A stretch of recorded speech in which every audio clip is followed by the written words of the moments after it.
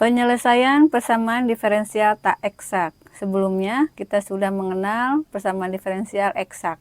Nah, ketika ada yang tidak eksak, maka masuk pada penyelesaian dengan langkah-langkah yang akan kita pelajari saat ini. PDB order 1 yang berbentuk suatu P dalam X dan Y yang dikalikan dengan DX dan Q dalam X dan Y yang dikalikan dengan DY sama dengan 0, dimana ketika kita turunkan P terhadap Y itu tidak sama dengan turunan dari Q terhadap X. Istilahnya adalah P dan Q ketika PD-nya tak eksak. Istilah M dan N kita gunakan untuk PD yang eksak. Ketika PD-nya tak eksak, maka kita harus menentukan suatu faktor integral. Faktor integral ini bisa terhadap variabel X, atau variabel Y, atau variabel X dan Y sekaligus. Adapun untuk mencari faktor integral terhadap variabel X, kita tulisnya adalah Fx, F besar ya. Itu sama dengan eksponen dari integral R terhadap variabel X dengan R adalah 1/Q dikalikan dengan turunan P terhadap Y dikurangi turunan Q terhadap X.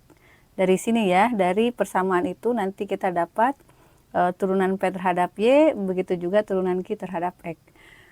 Adapun untuk faktor integral terhadap variabel Y, ini kita dapatkan F besar Y adalah sama dengan eksponen dari integral S terhadap variabel Y, di mana S itu adalah 1/P dikalikan dengan turunan Q terhadap X dikurangi turunan P terhadap Y. Jadi kita akan melihat suatu persamaan diferensial itu apakah lebih mudah menjadi eksak menggunakan faktor integral terhadap X atau terhadap Y, tergantung dari R dan S. Nanti kita akan pelajari tekniknya ketika menyelesaikan pada teladan-teladan yang akan dibahas. Penyelesaian PD tak eksak ya, tadi kita sudah tahu bentuknya adalah P dx ditambah Q dy sama dengan 0, di mana turunannya antara P terhadap Y itu tidak sama dengan turunan Q terhadap X, maka kita langkahnya adalah mencari faktor integral. Nah, setelah mendapatkan faktor integral, bagaimana PD itu menjadi eksak? Yaitu dengan mengalihkan faktor integral yang kita peroleh baik terhadap variabel X atau variabel Y dikalikan dengan apa? Dengan PD lama. Nah, ini PD lama disebutnya ya. Ini PD lama. Nah, ketika hasil kalinya PD lama dengan faktor integral itu menjadi eksak ya.